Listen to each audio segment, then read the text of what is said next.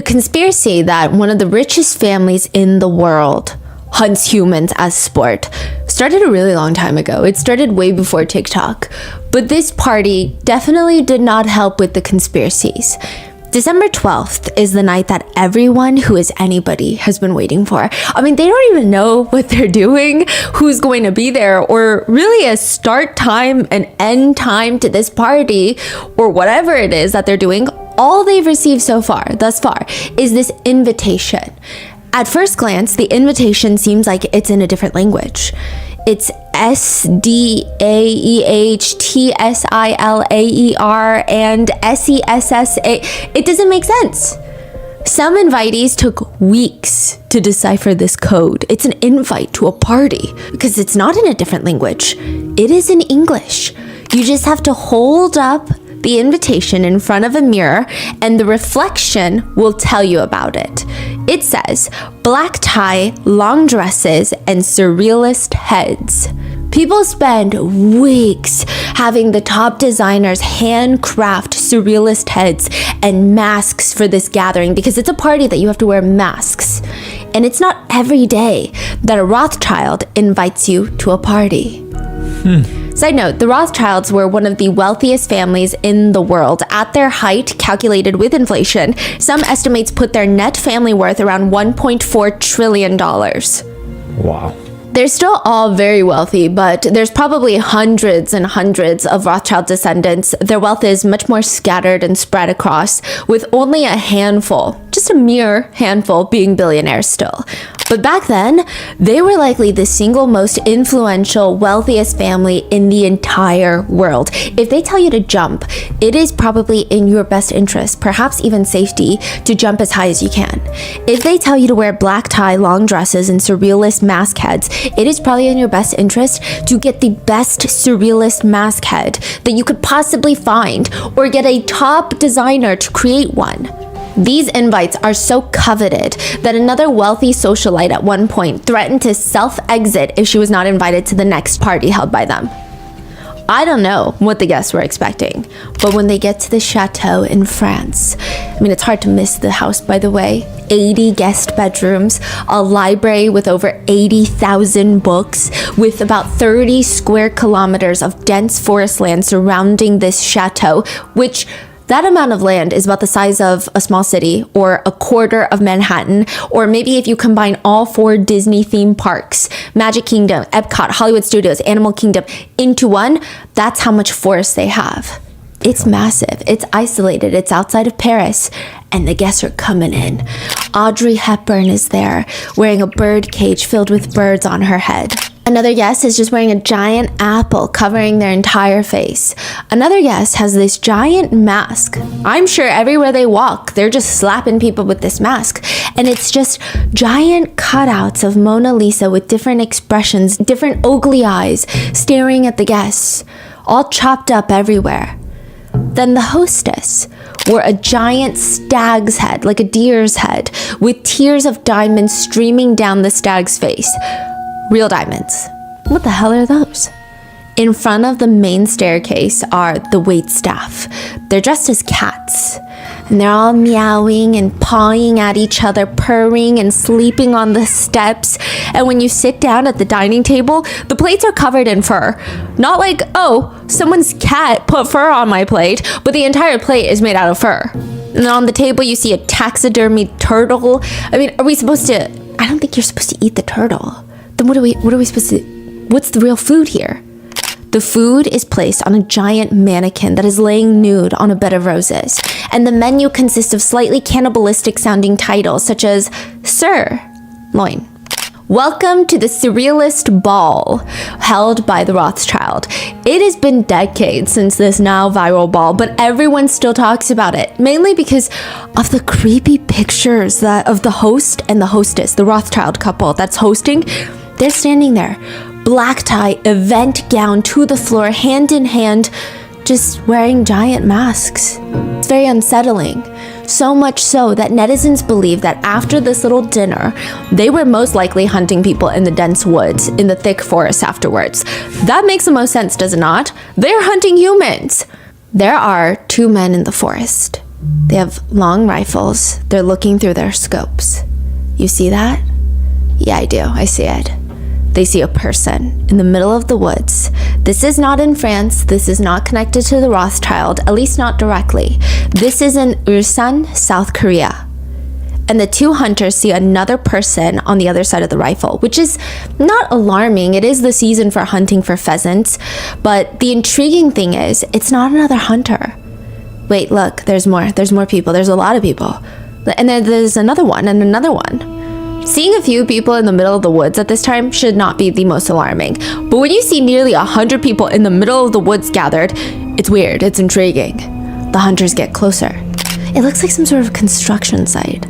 Maybe they're building out here. I mean, again, it's not too strange. This is a developing area. They're about to walk back when one of them stops. No, something's weird about this place. The next day, that man alone, one of the two hunters, comes back. This time, instead of a rifle, he starts bringing a telephoto lens and he's shooting pictures. If you look from afar, this feels like a regular construction site. It's very typical. But once you get closer, there's a dog. 13 dogs, German shepherds. They're not watching the woods though. So imagine a construction site and you see 13 dogs. Would they not be watching the woods for anyone coming, I don't know, to loot, to take stuff, to stop them from developing? I don't know, right? You would expect that they're watching outside, but they're watching the construction workers. Why would they need to guard them? It doesn't make sense. The 13 German shepherds are all attached to some sort of human handler that is also holding a giant wooden club. Again, they're not watching the woods for intruders or anybody that's approaching. They are watching the construction members. The man with the camera waits until the sun sets and he starts taking photos of the guards, and the guards are tying everyone's ankles together. Dozens of people tied together by their ankles with chains, and then they're shuffled into this shipping container. The door is slammed shut and padlocked from the outside. The people in the woods are victims of Brothers Home. They have been transferred from Busan, South Korea, where the welfare facility that houses over 4,000 people is located, into Ulsan, to start building a second location. You're kidding me. The man with the camera, though, he's going to figure out who's behind all of this. He's going to figure out the people behind Brothers Home and do something about it, because he's not just a hunter. He is the newly elected prosecutor for Ulsan. This is the real-life case behind Squid Games.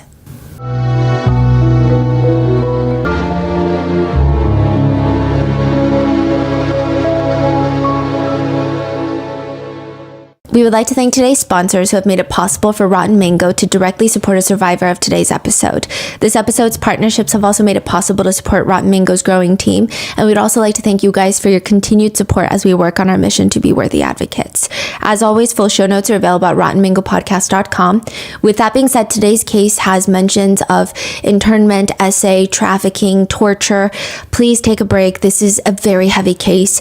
Another note, South Korea at the time that this took place was not a democracy. It was run by a dictator. So clearly times were different, but I don't know how different, because these things keep repeating in history, not just in South Korea, but everywhere. Additionally, our amazing Korean researchers and translators were able to travel out to some of the survivors in today's episode. They conducted interviews. They translated the survivor's book, The Surviving Child, written by Han Jung-sun. He's a huge part of the case. We will refer to him as Han, which he explains why he even wrote this book in the first place. He says, no media outlets try to directly talk to the welfare center victims. No one has listened to the victims' stories about what actually happened there. It seems like they didn't even want to try listening. So in the end, many citizens have no idea about the reality of what's happened. One last note, this is part 3 of the case. This is the final part. In part 1, we went through the torture games of the Brothers Welfare Center, which are very similar to Squid Game. In part 2, we did a deep dive on what they do with the 551 plus dead bodies that were at the facility, as well as some of the torture methods and what happens when you escape. And in this episode, we're going to go in depth on the wealthy benefactors of these games, the facility, if you will. So with that being said, let's get started. There's been a lot of recent conspiracy theories surrounding Squid Games, like how BTS's V is going to be in season 3 of Squid Game, so that's a huge conspiracy. I guess theory, not a conspiracy, or like how everyone is related, that the old man player 001 from season 1, the old man, could be the father of our main character, Ki-hoon, or as well as the father of the front man, the one that facilitates the games in the all-black guard suit. So there's so many conspiracies of what if they're all connected. There's also the conspiracy that the front man, he's infiltrated the games to just presumably teach the main character a lesson. That at the end of the day, all humans are the same. That if given the chance to do what the front man does, or the chance to be a VIP, they will choose to do that. Or a really crazy theory that there's this old lady in the second season. She joined the games because she needs to make money so that she can pay off her son's gambling debt. And her son is also in the games, right? That she might be the wife of the old man that started the games. There's so many conspiracies. There's a character in the game that happens to be heavily pregnant. Naturally, there's theories about her and her unborn baby. One, that perhaps the main character might have to sacrifice himself to save her and her unborn child, make sure that she's the last one standing. Or another conspiracy, that in the end, everyone must die, and the only thing in the corner that is surviving is that little baby. That she gives birth, and only one can survive, so she has to sacrifice herself so her baby lives on. So many. But a lot of the recent conspiracy theories have to do with the VIPs of the show. The premise of the show is that every year, hundreds of contestants that are riddled with debt are invited to have a chance to win tens of millions of dollars, typically around $40 million. And the catch is, once you enter the game, you're taken to a facility in the middle of nowhere with no escape, guarded by pink suit-wearing guards while you wear a green tracksuit, and you're forced to play and win childhood games, and if you lose the game, you die on the spot. But that prize money, the facility, the guards, they have to be funded somehow. It is funded by a global elite club of VIPs that find it enjoyable and entertaining to watch these people fight to the death for, to them, what feels like pennies. In season 1, it's so interesting. You get a glimpse of the VIPs. They're watching while getting served food and drinks. A lot of the masks are eerily similar to the ones worn at the surrealist ball held by the Rothschild family. The stag horns, the bejeweled masks, they're so similar. In season 2, though, someone points out a conspiracy. They never show the VIPs again in season 2. They never show them. They never show them watching, their reactions, nothing, even though they did in season 1. Would it not be more natural to show them again? There could be a play of dynamic of people are dying and the VIPs are reacting, and maybe they form interpersonal relationships and they grow attached to some characters and not other characters, but no. And at one point, it feels like the main character breaks the fourth wall and is telling others in the game that the VIPs are watching them. But it almost feels like he's looking at us, the viewers, watching like Netflix. We're in the game? Yeah, leading to the conspiracy that we, all the people of the world, are the VIPs watching for entertainment. Others are saying, well, maybe it's not you and me that they're looking at, but maybe they're breaking the fourth wall looking at the elites of the world. It's a nod to them because they might be watching this too. We know what you're doing. One netizen comments, I don't think Squid Games is even hiding anything. I think the purpose of this show is that this is actually happening somewhere in the world for real. At Brother's home, everyone hates to see Madam Park coming.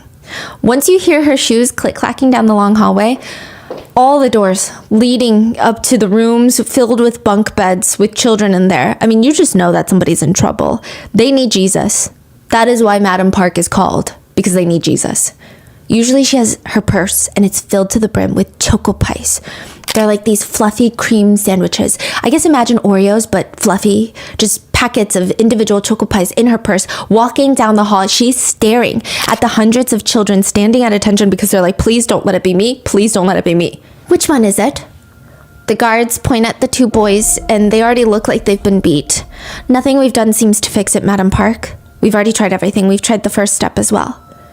The guards mean that they've already tried to tie the private parts of the 2 boys together with a small thread. What? The logic behind it is, these 2 boys keep peeing in their sleep. They keep wetting the bed as they sleep. If they're connected by their privates, if one of them starts wetting the bed while they're sleeping, then the other boy's private part gets wet and he wakes up and says, hey, wake up. You're using the restroom. We gotta go use the restroom.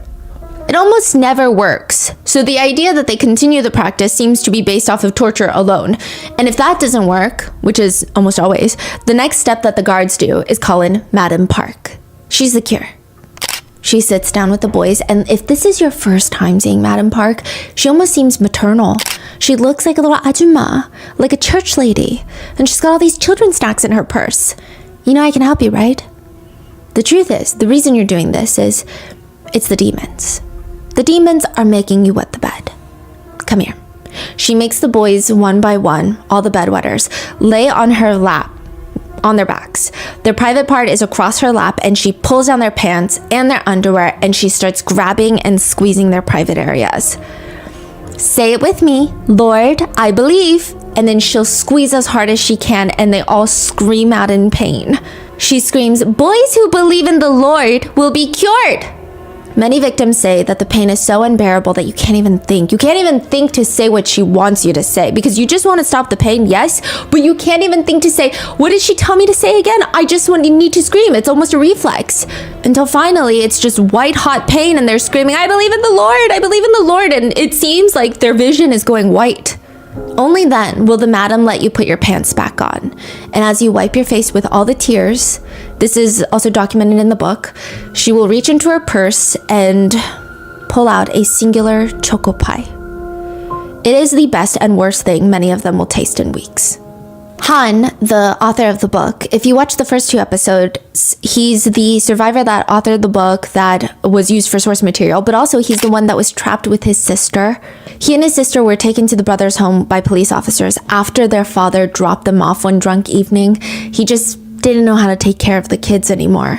Han, like many of the other survivors, he has these nightmares, but this one feels different. Like you're being watched. I mean, it's crazy how humans can feel the feeling of being stared at. Han opens his eyes, and right in front of his face are 2 floating eyeballs just glowing in the dark, unblinking. He jumps up out of bed, turns on the light, and it's his older sister, the one that was trapped with him at brother's home. I thought the older sister is in the other... Psych ward? Yeah. This is once they're out. They're trying to live together once they escape. We're gonna go into detail on how they all escape. Oh. And he turns on the light. Shine, what are you doing? I told you we're supposed to sleep now. Yeah, I'll go to sleep. But when Han looks up again, she's not asleep. His older sister is just sitting there staring at the wall. Some nights she laughs at the wall. Other nights she cries at the wall. Whenever Han would ask her, Shine, why are you laughing? Why are you crying? She'll turn around and tell him stories about their lives before Brother's home. She never talks about what happened at Brother's home, at least not in these moments. Han says, there was a time I thought about just killing everyone. For me, I had nothing to lose. It was entirely possible to do it. I could have become a psychopath that society could learn to fear. I could have. Instead, he thought, well, why don't I just start small? I'll just kill one person first. I'll kill my dad. Because he thought, he's the reason that we're in Brother's home. My older sister, who was so smart, so very kind, ended up in Brother's home, put on psych ward meds. I mean, she lost her mind in there. She was beat every single day. She was tortured in ways that, Han was tortured the same way. They were both essayed. It was a lot. The whole thing became more complicated when Han finds out that his dad was also trapped in Brother's home later, but that doesn't make things better. So over a decade after they're released, Han decides, I can't do this anymore. For the past decade after Brother's home, I've just been floating around. My sister is still not my sister like the sister I remember. I gotta do something. So he goes to see his dad with a knife. He says, I visited my father. He didn't realize I was his son. He didn't recognize me, but I recognized him. And at the time I was carrying my knife. My intention was to kill my father. I asked him, do you remember sending your children to Brothers Welfare Center? He responded, I remember. I had no choice at the time. It was difficult. Again, his father does not recognize him. He asks, sir, what do you think Brothers Home was like for your children? Do you think it was a nice place for your kids? Han said if his dad said anything along the lines of, I think it was okay. I think it wasn't the best, but it's okay. He would have killed them right then and there. He would have no second thoughts about it. His father opens his mouth, looks up at Han. That place was not a place for humans. They broke my ribs in there. I was beaten badly. I feel... And Han could see the guilt in his dad's face. And for a second, Han is holding the knife in his pocket, but he thinks, what if I were my dad? Would I have done the same thing? What if I had no money? The government said, the Olympics are coming. We want to help clean up the streets. We'll take care of your kid. We'll feed your kid. We'll educate your kid for you. Your kid will be better off. Would I send my kid there? Maybe, because it's the government. And they both stare at each other, and before Han asks, who do you think I am standing in front of you? I don't know, some government official? Are you here to monitor me or something? I'm your son. Han writes, my father's eyes suddenly lit up. He looked up at me for a moment and then suddenly lowered his eyes. After that, he didn't say another word for 3 years. I think he was tormented by guilt. Han tells his dad that he'll be back to see him. And since then, Han has visited his dad every single month in the psych ward. After being released, Han's dad has been left in the psych ward. And on Han's way out, he throws out his knife. After escaping Brother's home, the biggest memory Han has was being in Brother's home, and the words were just ringing in his head. He didn't even know what he was thinking about. It just kept saying, with a knife. He would wake up, and in his mind, it would just say, with a knife, with a knife, with a knife, with a knife. And he initially thought, once he gets out, okay, I'm going to kill everyone with a knife. Like, I've lost my mind in there. I'm going to turn into a psychopath so that people will listen to me, and I'm going to stab everybody with a knife. And then he thinks, no, I'm just going to kill my dad with a knife. That's what my brain was telling me to do. But now he realizes, with a knife, that feeling, I just want to carve out my painful memories with a knife in my head. He wishes he could just cleanly cut those memories from Brother's home and throw them away. And for 25 years, nothing happens until 2012. A man named Vincent steps into a taxi, a cab in Los Angeles. He offers the cab driver a very interesting proposal. Drive me around to 5 different stops and get paid $600. Max, the cab driver, he agrees because he doesn't know that Vincent is going to 5 different places to kill 5 different people. He's a hitman. Are the people he's killing bad people? Are they good people? Vincent doesn't care. He doesn't know. He just kills them. But Max cares. He doesn't want to be a part of this. All he wants to do is save up enough money to open up his own limo company. That's it. He's not even supposed to be a cab driver. He's been a cab driver for decades, but he's really supposed to be a limo company owner. This is all temporary. He's just trying to save up enough money to start his own company. And all of this is just, it's rough. And Max starts putting 2 and 2 together. He knows that he is going to be collateral. If Max knows what Vincent is doing and the police know that 5 people are dead, that means wouldn't Vincent logically, if he is a hitman that he is pretending to be that day, would he not kill Max and frame everything on him as collateral damage? In the car, Max, the cab driver, asks Vincent, why haven't you killed me yet? Because I know you're killing people. Why haven't you killed me yet? Answer the question. How did he find out that wants to kill people? Oh, he's been going place to place killing people. And he gave up his little facade and has started killing people in front of Max. What? Max is like, just tell me, why haven't you killed me yet? Vincent tells him, look in the mirror. Look at me. Paper towels, clean cab. How much you got saved up for your limo company? That isn't any of your business. Someday my dream will come. Yeah, well, one night you'll wake up and discover it never happened. It all turned around on you. It never will. Suddenly you're old. Didn't happen, never will, because you were never going to do it anyway. You're being hypnotized by daytime TV for the rest of your life. What the are you doing still driving a cab? Max, in a weird twist, has this wake-up moment where he starts driving the cab faster and faster, realizing Vincent's planning on killing him. And he starts running red lights, going 100 miles per hour. You're right, Vincent. We're all floating on a rock in the universe. Nothing matters anyway, does it? Does it? If not now, then when? Right, Vincent? And he purposefully flips the car over, nearly killing the both of them, but ultimately taking control over his own life. This is the plot of the 2004 movie Collateral. Oh.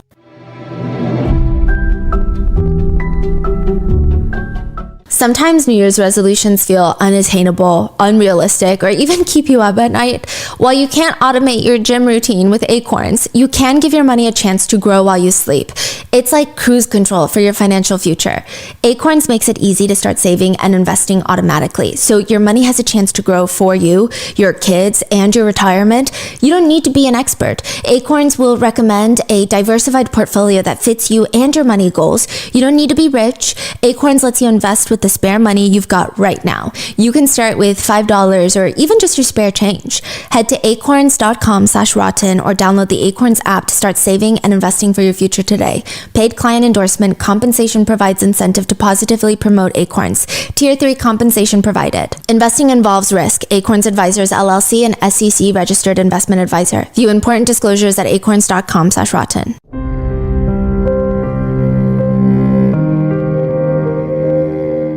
There's this moment where Tom Cruise's character, Vincent, says something along the lines of, "You became a hostage to someone like me because all you do is dream. To achieve your dream, you should have done everything, but you didn't." Han says, 2012, he's watching that movie and he realizes, listening to that conversation, I thought, it felt like he was speaking to me directly. Nobody had been speaking about Brothers Home. What had happened there, we all just sat in our own places agonizing and thinking about it. It almost felt like it didn't happen. That was the moment I decided I was going to tell the world what happened in Brothers Home, even if it killed me. Prior to Han protesting at the National Assembly in South Korea, for the past 25 years, nobody has even spoken up about Brothers Home. None of the other victims or survivors. Everybody hid it. Sometimes people hid it from their future spouses, partners, kids. Nobody in society wants to feel bad for people without homes that are begging on the street. They are humans that need to be cleaned up. The stigma was so strong that the victims, once they escaped Brothers Home, being tortured for years, forced to play these weird torture games, some were left permanently paralyzed. Some had each of their teeth plucked out one by one for fun. They have no teeth. Most of them were essayed by guards every night for years. They're forced to do manual labor, and yet they can't tell anyone about it because they're going to be judged. Han said during his protest, one citizen even grabbed him by the collar. He's peacefully protesting in front of the National Assembly. This citizen spit in his face and said, "What? Even people like you, scum of the earth, want taxpayer money now?" Wow. Some cursed at him. Others looked at him with pity and said, "Kid, you're hitting a rock with an egg. Give it up." But he stood there every single day sharing his story. "I am a 37-year-old man. I was 9 years old when I was taken into Brothers Home. This is the 9-year-old me speaking. Please listen. I have no idea where my life went wrong or why I have to live like this. Being born as one in billions, I wonder if I might have been sent on some kind of mission. But looking at myself now, it seems like I have no mission at all. I'm just pathetically aging." Han explains that his dad and sister are now confined to a mental hospital, even after being out of Brothers Home. They cannot adjust back to society, and there's nothing that he can do to help them. All he can do is visit them, using what little money he has left to buy snacks. And he splits them exactly in half. If he accidentally purchases 3 of the same snack, because sometimes the supermarket does buy 2 get 1 free specials, he has to either eat the 3rd one or keep it for the next time he visits. When our researchers went to interview Han and his sister, they told the researchers that they have a really hard time sharing food. They all do, most of the victims from Brothers Home. In Korea, when you go out to eat, you often order family style, meaning you order like a bunch of big plates, fish, beef dishes, veggie dishes, and then a big thing of rice comes out and you all put onto your little plate and you eat kind of like a Thanksgiving meal, but that's typical for a lot of restaurants. Han and his sister don't really feel comfortable, and they preface this because they don't want to make our researchers feel awkward. They say it's, after years of fighting for our food and eating from a single dish, sharing can be very stressful. Wow. Like subconsciously, we feel that when others serve themselves, of course we want them to eat, but we feel like our own portions shrink, even though we know logically now we can just order more food, but it's really hard. Han will have to monitor his sister's water intake throughout dinner. She almost has an addiction to liquids, mainly water. Back at Brothers Home, the water that they had to drink was extremely unclean. There were little squiggly things that were alive, moving around inside, swimming. Flies would get in the water and drown, and that's the only water that they received. So whenever Han's sister gets water to drink, she drinks it excessively to the point where it hurts her stomach. Our researcher noted that Han's sister has a very young charm about her. She behaves more similarly to a younger girl, even though she's in her 40s now. She has very high emotional intelligence, and she's very attentive to others around her, asking how she should properly address them. One thing they noticed is that she has these really long, graceful fingers. When she picks things up and puts them down, it's like someone who's done ballet for years. It's very elegant. But then at one point in the dinner, she looks at her nail and then just breaks it off. Just like that, unprompted. It seems perhaps to be a stress response. Just like other interviews with other victims that we found online, Han's sister will stop talking about her experience at Brother's home to medicate. She has at least 8 pills that she takes 3 times a day. Some are antidepressants, anxiety meds, other psychiatric meds, and Han interestingly takes none. He tells our researchers that the doctors are actually more concerned for him because his sister is medicated so they can try to stabilize her condition, whereas for him, he can't be medicated because he's trying to take care of his sister. But because he has all of this trauma and no way of really helping, not that medication is the only solution, but it just puts him at a higher risk. But Han will do anything for his sister. He says when he first got her out of the mental institution, this is after Brother's home, she was sent to another mental facility. He fought to get her out, and she wanted to go back. He realized, they're at the hospital. You can't eat when you want. You can't skip meals. You don't make choices. So the real world, all the freedom to make choices was overwhelming her. He said it reminded him of, those beautiful birds that have their feathers plucked out to prevent them from flying. And over time, even if no one pulls out their feathers, they pluck them out themselves. It's like a bird locking themselves back in the cage because it feels safer. But now she's learning to love her freedom. And Han asks her researchers, what kind of colors do you think people like us like? People like me who have gone through all of this. Think about it. A lot of people will say we like dark and gloomy colors. But most of us, the victims and survivors of Brother's home, we all like really bright colors. When thinking about how he even survived Brother's home, he says, I think it's from my sister.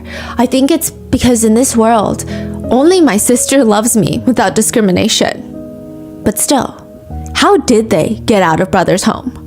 The prosecutor in the woods has pictures of what Brother's home is doing to their victims. In fact, he has multiple pictures. The ones that he took when he stumbled upon the construction site in the middle of the woods. This is a slam dunk case. Are you kidding? Chaining people by the ankles, throwing them into a warehouse, locking them up, padlocking it from the outside. The prosecutor thought, my thoughts on this were quite simple. This is a very serious crime. Even confining and forcing one person to do labor is a very serious crime. Confining and forcing hundreds into labor, there's no room for excuses. We have to launch an investigation. He gets a search warrant for Brother's home. He says the first thing he noticed when he walked into that massive compound, 60 plus buildings in the middle of the woods in Busan, the smell. It's like human grease. Like you don't wash your hair for a few days and it starts to smell like scalp, but so much worse. Every building is darkly lit. He says the team that I went in, the prosecutors, we couldn't believe that a place like this exists in Korea, even though we were standing there, seeing it with our own eyes. During the search warrant, they find the massive safe in the back, the size of a bank vault, where they found $8 million with a ton of foreign currency in there. And the prosecutor is looking around like, bring me whoever is in charge of this place now. The prosecutor himself can tell what kind of power he has because everybody around him starts hurrying. To do what? I don't know, to call the director of this place. All of them are running around acting busy because he's a prosecutor. They're going to look busy even if they're not. They're going to try their best to look like they're innocent. That's normal. This is how normal people react and respond to prosecutors like him. So he sits there and he waits for the director. He waits and he waits and the director walks in. And you would think that the prosecutor begged for this meeting on his hands and knees like a dog. His name is Director Park. This is Madam Park's husband. He runs this place. He started this place. He's a short, unassuming ajashi. He looks like a regular, 50-something-year-old man. He does have a more built figure. He used to be a boxer. He walks in and he's instantly agitated. Someone like me cannot be interrogated by someone like you. Let's not even have this conversation. Bring me the chief prosecutor. Bring me your boss. No, you know what? Bring me your boss's boss's boss's boss. You're kidding. That's what he said. Yes. Wow. Where the hell does this guy get this type of confidence? To have this level of confidence when facing a prosecutor, you have to have one of two things. In a very serious crime like this one, kidnapping, entrapping, forcing thousands of people into what can only be considered the closest thing to a modern day concentration camp in South Korea. That's how people have described it. You have to have three things. A lot of money. A lot of money. 2, you better have connections. Not your average, I want an aquarium in my home the size of a dining table by 3 p.m. connections. You better be well connected to the most powerful people. If you're talking like that to a prosecutor, maybe you're like a tibar. That level of connection. And 3, you better have a lot of luck on your side. So who the hell is Park In-gun, the director? Mr. and Mrs. Park are living legends in the welfare sector in South Korea. For nothing other than starting, running, and expanding their business of Brothers Home. The welfare center in South Korea that has kidnapped, entrapped, and tortured 3,500 plus people, making them work in factories 12 hours a day with no pay, and ultimately if they die from severe beatings, they're just buried in the massive grave in the compound, or their bodies are sold for medical purposes. The government is paying the parks for every head they bring in. They're receiving government subsidies, forced labor contributions. Park, the director, the man behind this facility, we don't even know much about him. We just know that he used to be a boxer at one point. Not a famous one, not a good one, but a greedy one. He just wanted to make a lot of money. It didn't really matter to him how he makes money, as long as he makes money. He never wanted anyone to know that. In fact, even at Brothers Home, in front of thousands of people, that he is actively taking advantage of and torturing, he has the audacity to act like he's helping everyone. He makes it sound like he spent his own personal assets to help people, that he's this pure godly man. It's so bizarre. And nobody could complain because they knew that Director Park was very close friends with the then dictator Chun Doo-han, the dictator of South Korea, the most powerful man in the country at the time. What's their relationship? Is it just close? It seems like they're close friends now. He won multiple awards, and then I don't think they started off as friends. He started building Brothers Home, won an award, cozied up with the then dictator, and then they became friendly. The government would even help fund these vanity projects. The Director Park would be the main character. So they would promote how great welfare centers in South Korea are, and there would be a narrator for this honestly propaganda film, and the narration would start. A blue fireball burns inside Director Park's chest. In the mental structure of vagrants, it seems that the concept or even the habit of law and order was not ingrained in them, even from birth. The welfare center houses vagrants and homeless people from 2 years old to 70 years old. The weird propaganda films would go on to state that this is a day in the life of our director. A vagrant holds a knife to the director's wife's neck and stages a hostage situation demanding...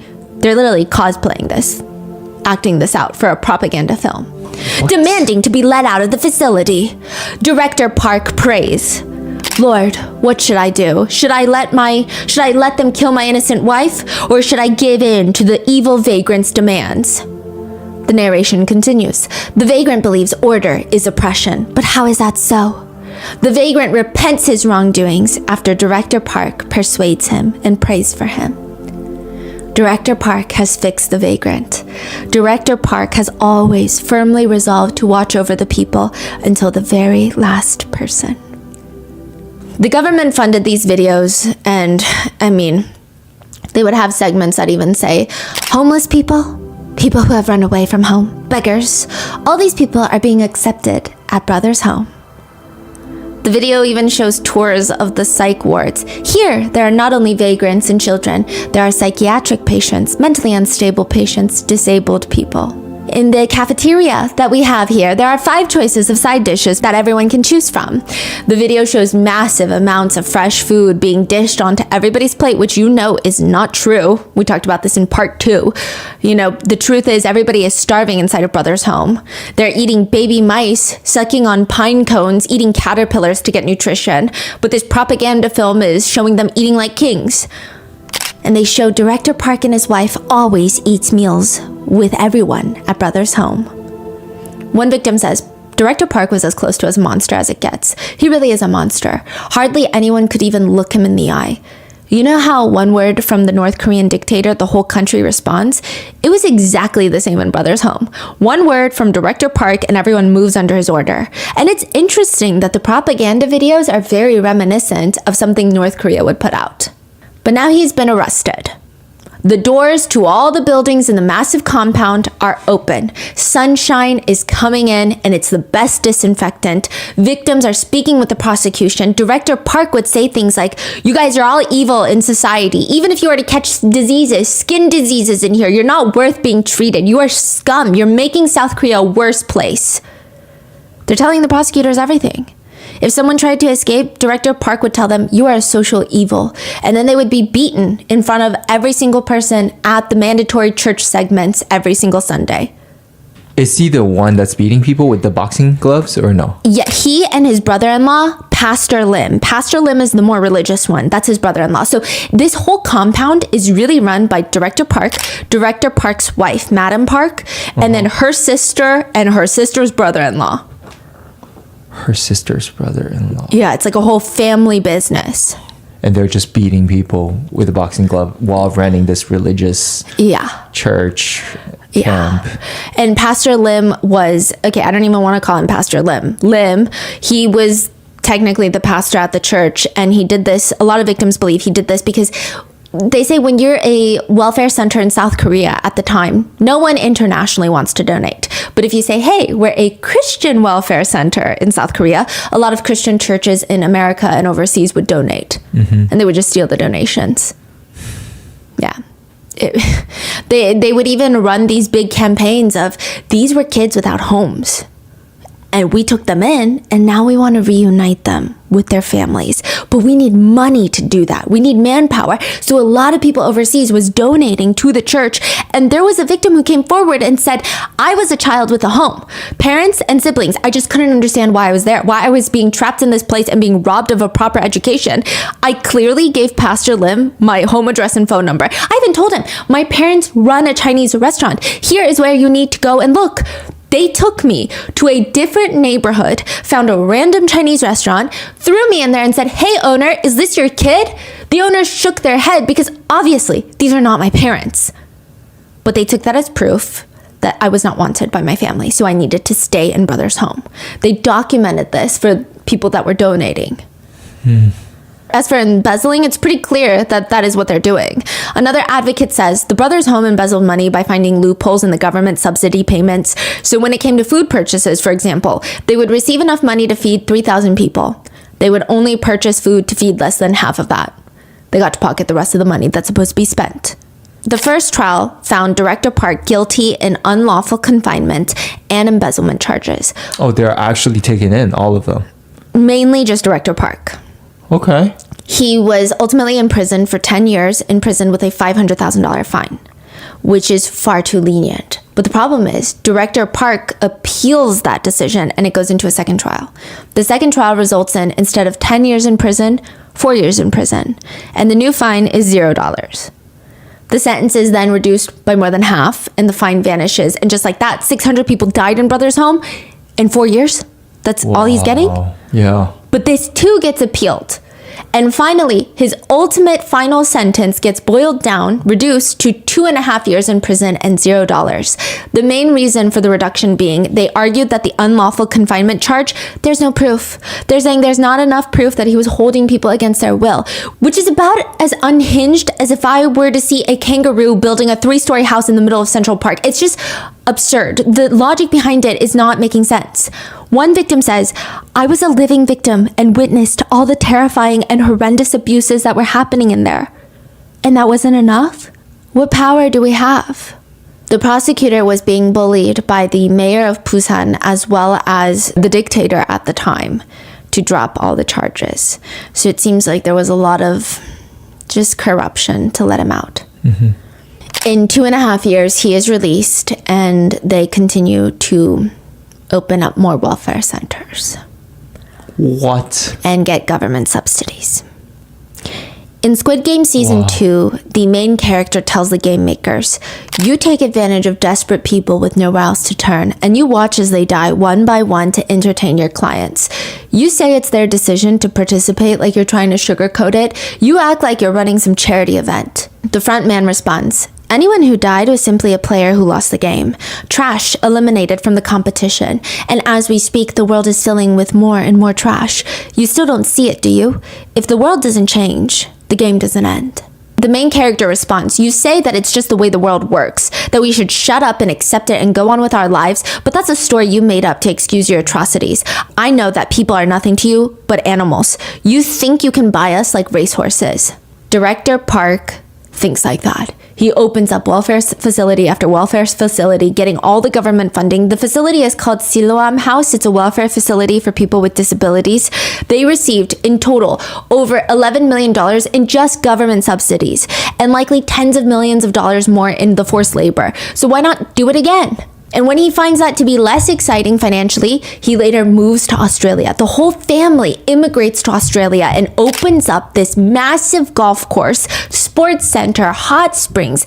And interestingly, he buys a company called Jobstown and starts operating his business under that name. One advocate says the golf range and assets in Australia owned by the family were purchased with funds from Brothers Home. So it was bought using embezzled money. This asset represents blood and sweat of victims, and it cost them their lives. Even at the golf range, one employee was brought from Brothers Home in South Korea. He was a victim of Brothers Home, trapped there. He was flown out to Australia on a visitor visa, meaning he's not allowed to work in Australia. He's a tourist, but he's forced to work 16-hour days at the golf course, manually picking up the golf balls, fixing golf equipment, and mowing the lawns. If something is not up to standard, he alleges Director Park would use a golf club to beat the hell out of him. He said, if I was in Korea, I would try to run away again, or at least I would try to, right? But I was left in this place. I had no money, nothing. Where would I go? I don't even speak the language. To get to the nearest public transit from the golf range, it's about 30 minutes by car. Park's adult children, so Mr. and Mrs. Park, the directors, they have adult children, they would see him, Director Park, beating this employee at the golf range with a golf club, and they would never try to stop their dad. He says, as soon as they saw their dad get the golf club, they would just leave. They would get in the car and run away. In fact, Australian citizens saw this, that Park was hitting the employee. So this is clearly Park thinks he can just get away with anything. That day, the lawnmower's tires kept falling off and he wasn't able to cut the grass that well that week. The grass had grown. The golf balls are practically hiding in the grass. He could barely find them. Park is pissed. He grabs a golf club in front of everybody at the golf course and just goes in on the employee. The police are called in Australia. They investigate and nothing. Everything goes back to normal. That employee was stuck there for 8 years. He said, I just curled up for about 30 minutes and I was unable to move. The youngest daughter, Park Chi-hee, is now the director of the golf range in Sydney. She and her husband. Today? Yes. How old is she now? Do you know? She's probably in her 30s. The golf range is being listed for sale right now for $11 million. It is poorly maintained, but claims to profit about $300,000 a year. The daughter, she's the one running it. Park is dead now, but she's posting about going on overseas vacations, international trips. She refuses to talk to reporters. Clearly, she knows what's going on. She knows what her parents have done. Her husband later tells a reporter, we're only obligated to answer questions in the court of law.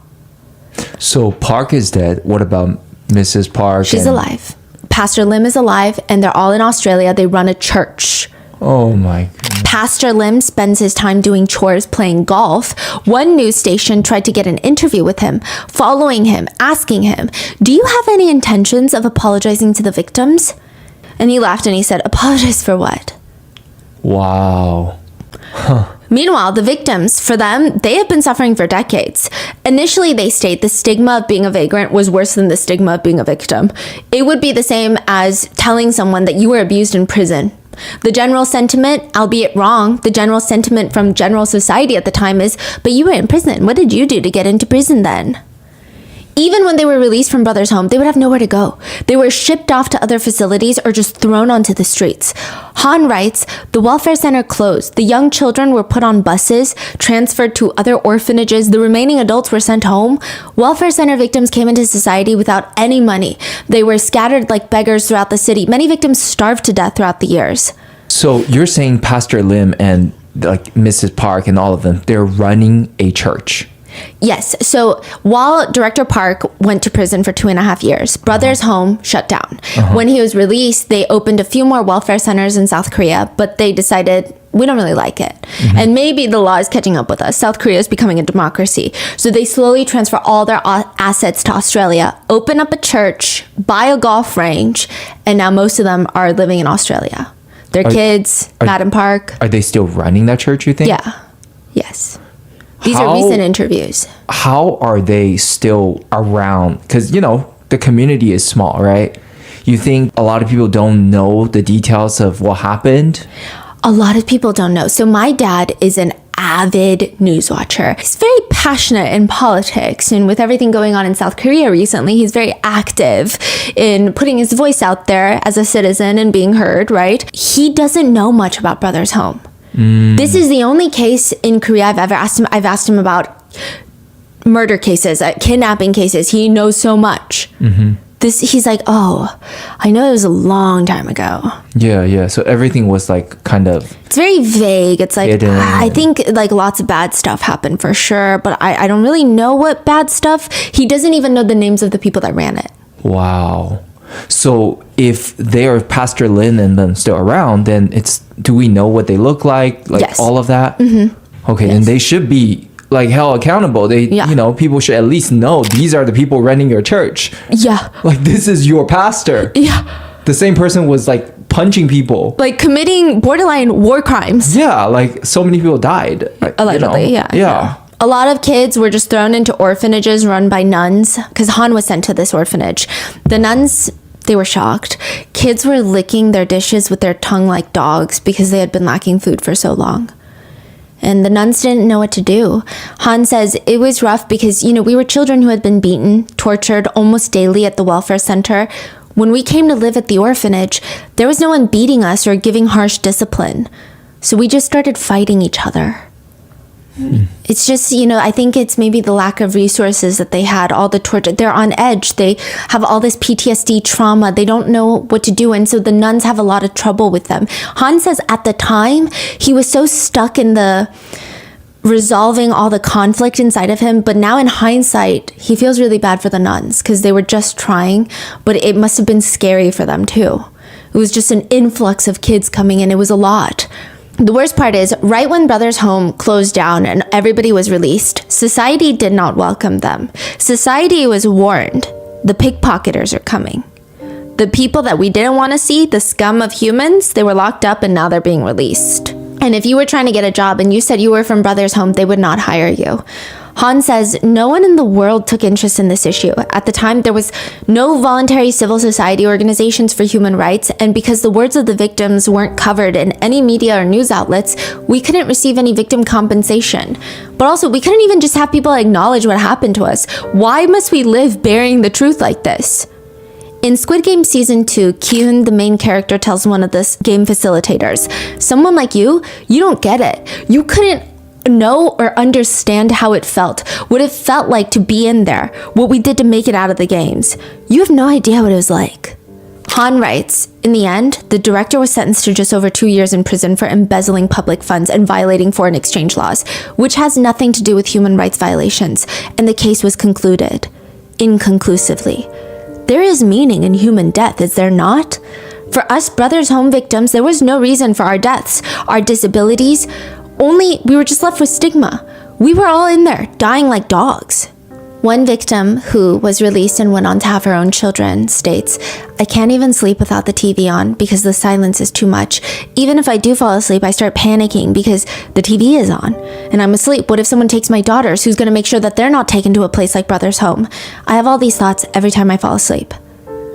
Another victim states, I didn't even get to graduate from elementary school, so when my son asks me about homework, I can't even help him. It's humiliating. I'm always scared someone's gonna find out, and even now, I'm always trying to hide this from everyone, and it's just humiliating. Park Soon-hee, she was taken in when she was 10. All she did was wait for her older brother at Busan train station. She was going to go stay with him. But the police came and offered to help her find him. She's thrown into the van. Her ponytail is cut off. She's forced to change into a blue tracksuit. She says the trauma and stigma of those 6 years will stay with me until the day that I die. She says the biggest memory that she has until this day is one winter, a lady with disabilities wet her pants. The guards grabbed her by the hair and dragged her to the toilet. They grabbed one of those floor mops to clean her body and poured cold water all over her. And when I think about that now, I think, had I been a bit more mature, I may have been able to protect her. I know logically speaking, I probably couldn't have really been able to protect her, but all I did was watch. And that still hurts me so much. We were children with a bright future, but they threw that away. They trampled on our futures. 보호해 줄 수 있었을 건데 그래 못했던 게 지금도 제 가슴 아파. After escaping, she gave birth to a baby girl. She was not released, she escaped. She had been brutally essayed by a guard, and she gave birth at 17 to the guard's baby. Her mother forced her to give the baby away for adoption. Soon after that, her father passed away. She has children with her new husband, and they've been married for 21 years. He knows all about her past. He's the only one that knows, and it's still not easy. She says, I've never left my children alone with anyone, not even once. I didn't even let my own husband hold them until they were over a year old because, they're his own children, but they're girls, and my trauma was so severe from brother's home. Even now, I can't sleep with the door closed because I actually had him take off the door to our bedroom. If the door is closed, it feels like someone is guarding it. Even though it's bright outside, I have to keep the curtains completely open when we sleep. I can't have them closed. If I'm out in society and something reminds me of brother's home, I come home as quickly as I can, and I have to take a shot of alcohol from the fridge, and then I can't do anything the rest of the day. She joined a victims group to talk about what she had been through, and there was this one guard. She tried to convince him to come. That guard was a victim, then was promoted to a guard and started inflicting torture and damage to the other victims. Wow. And she tried to convince him to atone for his sins because that's how he can also get over it. And I think a lot of the victims, they hated the guards, but to a degree they understood what position they were in. I'm sure some guards were just evil for the pure sake of being evil, but some guards were sympathetic to the others. She says he had cancer. I said it would be nice for you to just come to the victims meeting just once before dying and just apologize. He said he would come, but 2 days later he called and said he couldn't do it. A little while later, I got a random call stating the guard had died and they needed me to ID the body. He had deleted all the phone contacts except for my phone number from his phone. I don't know why he did that. When I went to the mortuary and lifted the white cloth, I should have cried because he's dead, but not even a single tear would come out. I said, "Brother, this is your karma." Even though he was a victim too, he tortured us as well. Then I went to his house to get photos for his funeral, and the moment I opened his door, I was shocked. All of his objects were neatly arranged. It's what I do at home too. I line them up in order at perfect angles. I think it's part of our trauma because we had to go through inspections at brother's home. Everything had to be neatly arranged, lined up in order at perfect angles. Even his blanket was folded, military style with sharp corners. Seeing that made me shudder. She says for her death, she's been thinking a lot about it too. Her only wish is, even if I die tomorrow, I have today. My wish is that we all find a way to live peacefully, even just for one day. The victims. Choi, he is the one that was accused of stealing bread from the first episode. He said once he and his brother got out, he was trapped in there with his brother. His brother came later, separately. He said he had such a hard time adjusting back to society, but his brother had it worse. October 2009, 23 years after they were released, he gets a call and Choi's brother had self-exited. He says, I went to his house at 11 in the morning and I begged and I held him for hours. I told him, I'm sorry, I wasn't able to protect you. 국가뿐만 아니고 거기 운영했던 박인근이라든지 이명수 목사라든지 거기에 사회인들이 모두가 다 죄를 받아야 될 겁니다. The past at Brother's home has totally torn us apart, our whole family, and cut off our futures. Why? Why did they have to destroy my family like this? Everything I dreamed of was destroyed. By the time I was 27, 28, my teeth were falling out. By my early 30s, they were all gone. From then on, I lived with dentures. I couldn't even properly function in society. Now, he and most of the victims and survivors cannot live without blood pressure medication, antidepressants, anti-anxiety meds, diabetes medications. They have so many health complications. And the worst part is, sometimes the victims would naturally, understandably, feel resentment towards their parents instead of the facility. One victim states, "The police put us in there, but at the time, we couldn't even think of holding the state responsible. So we just resented our parents for, why didn't you come looking for us while we were in there? I couldn't even call my father for the longest time." Jung, his dad, the toilet paper salesman, Jung actually had a good relationship with his dad when he was taken into Brother's home. His dad looked for him everywhere, and he too was taken into Brother's home. He's the one that would stand in front of the bathroom door hoping for a portal to go back to his dad. When he was released, he was sent to another facility, and of course he just keeps trying to get out so he can find his dad. Ultimately, his father passes away within few months of leaving Brother's home. His father had found work immediately so he could try to find his son. He was a day laborer. He was found collapsed in a cold kitchen by himself. Jung remembers that day when he got that call. That day was really nice. He said it was so sunny outside, but all Jung could do was sit on the curb and cry for 3 hours. He said tears just kept flowing without any thoughts. I never got to see my father again. The last image of him is him in that blue tracksuit at Brother's home. If my father were here, I would tell him I love him. Han says even though he escaped, they all escaped, he just feels lost in the world. That's the best way to describe what it feels like to be out of Brother's home. He wrote a poem about it, and it reads, "Cars driving on dark night roads. Where are those cars heading in this late night? Shining bright lights and speeding, driving cars. The destinations of those many cars must be the embrace of warm homes I have never experienced." He says, that's how I was abandoned by society and fell into a life of wandering. I wanted to live a normal person life, but society wouldn't accept me. I have no social experience. I was suddenly released into society from the welfare facility. I have nothing. No one ever taught me anything. I had no idea what I was supposed to do. I had only become an adult in appearance. That's it. He was sent to prison twice, in which one of the guards asked him, "You seem like a nice kid, but why is your killing instinct so strong?" Han said, "What?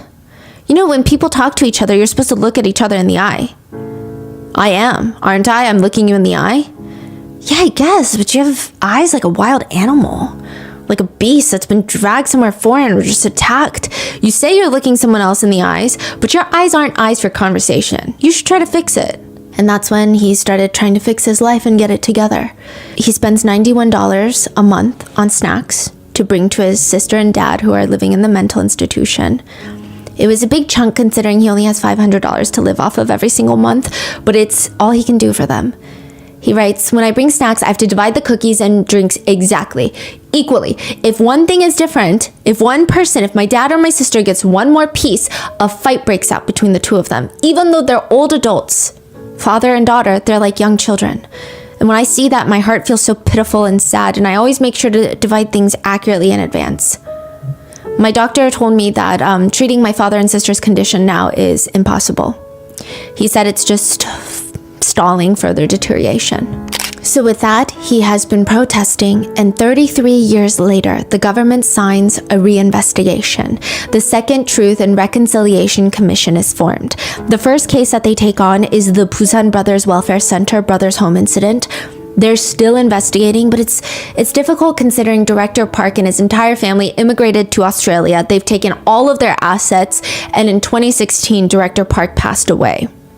Not that they could do anything to him because of the statute of limitations, but netizens are calling for a thorough investigation into who at the police stations, which police stations were taking people. One victim states they should conduct a thorough investigation. If the government needs to apologize for anything, they should. We need to somehow try and resolve this resentment inside of the victims. One survivor says, "We were victims of the government's bid to purify the streets ahead of the Olympics. We were swept away like trash. The South Korean government needs to acknowledge what they have done wrong and ask us for forgiveness." But another survivor rightfully states, because of one family's materialistic and selfish ambitions, they kidnapped and abused thousands of innocent people, all because they wanted to maximize their family's wealth. The family has benefited and is living a good life from the sacrifices that we all made. Their assets need to be seized and returned to the country, and I hope these will be used to appropriately help the needs of the survivors. The commission is still investigating to this day. Han now makes miniatures of the compound So the compound in Busan is gone. It's been replaced by apartment buildings. And maybe this has to do with the fact that for almost 30 years, nobody knew that this was happening. And he makes to scale reconstructed miniatures of the church, of each building, of the bunks, of people in the blue tracksuits out of those are all clay. made by him. Yeah. Wow. And they're remarkable. Each and every person is different. They all look troubled or sad or in despair, yet they all have completely unique and different facial expressions. And he is working on getting to live with his sister again. So he has times where she'll come live with him out of the mental facility, but then because they don't have enough money, sometimes she'll need to go back. With his education background trauma, he can only do manual labor jobs. He does have a lot of health issues, and his last dying wish is really just to live with his family. That's why he's constantly calling the government. Hi, is this the provincial office? By any chance, are there any haunted houses or abandoned houses? My sister and father have been living in a hospital all their lives, but the hospital says they can't be fully cured, so I want to live in the countryside taking care of them in some sort of abandoned house. Is there anyone? They always say no. He says, my father and sister are watching me doing all of this, hoping, believing that someday their youngest will liberate them. It must be like how I waited for my father at the welfare center. But all I can do now is write about the painful past like this. Unfortunately, he will not be able to bring his dad home. Han's dad was confined in a mental hospital for the past 35 years and has passed away at 75, April 18th of 2022. Even after everything he's gone through, Han says, I know that bad thoughts bring bad energy. I believe this. Because even during welfare center life, I would invariably get beaten when I had bad thoughts. Maybe that's why I pride myself on trying to be positive and having a positive personality. What we victims probably want most is all the ordinary things that everyone else gets to enjoy. I think our greatest wish is to be ordinary again. So now he is just focusing on bringing his sister home. He says, if that day comes when I can say those words to my sister, although my sister's outward appearance may be that of a 40-something-year-old, the real 12-year-old sister of mine is hidden inside that body. She'll probably hug me smiling and say, I only waited a little bit. Don't worry. It was just a little while. So I wait for the day to come when I can carry my sister on my back the way she used to carry me on her back from school to home.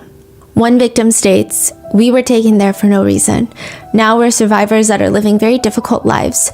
I wish that there would be some sort of support. Honestly, that's just how I feel. Han says the only reason he didn't kill everyone was because knowing that if I committed a crime in the moment of anger, the welfare center incident would be buried forever. I tried not to become a killer. I tried to make the welfare center incident known through various legal methods. So did it work? The director was released from prison and is now living large as a tremendously wealthy person without financial loss. Meanwhile, the victims are living with various after effects, worrying about their immediate livelihood. Some are still confined in mental hospitals and other facilities, and many have died. He says, I absolutely did not want the life of the welfare center. Our family had to forcibly live a life that we never wanted. Our researchers asked Han, if you could go back to tell your younger self something, what would you say? He says, if I could go back and tell my younger self something was, you did okay. You did well. You endured it. When asked about his biggest regrets, he says, I would not say the things to my sister that the guards made me say. They made people lose hope, even in religion. Usually when people go to a place of worship, they feel hopeful that their God or deity will help them. At Brother's home, they would tell us to pray. Pray that your parents come to get you, otherwise you'll never get out. Han said that he did as instructed. He prayed for his dad, and he says, I regret it because I felt the answer to my prayer was my father ending up in the same place as me, but as a prisoner. So I always felt like it was my fault. He says that he has a message for our viewers. 시청자분들께서 이 형제복종 사건을 접하면서 혹시 이게 너무 심각하게 여러분들이 상처가 되지 않았으면 좋겠고 앞으로 이런 일들이 없게끔 대한민국뿐만이 아니라 전 세계에 이런 일들이 발생하지 않도록 어떤 국가적 정책이 만들어질 때 정확하게 좀 분별력 있게 파악하고 지지할 건 지지하고 안 될 거는 아니다라고 목소리를 내주셔야지 우리 가족 같은 사태가 또 안 만들어질 거라고 저는 보고 있습니다. Han writes, people will find false comfort looking at incidents, thinking, well, such things won't happen again in the future, right? If the same situation happens again, though, what are you going to say? It could be you then, or it could be your loved ones. Will you then care and reveal the damage when that time comes? Han has a beautiful poem that reads, "The life given to me, someone trampled from the beginning. I want to get up, but I can't. Every time I try to stand up with courage, it presses down on me. I try shouting, 'Why are you doing this to me?' No one hears. No one tries to listen. No one tries to look at the trampled life." It is beautifully accurate and tragic, and that is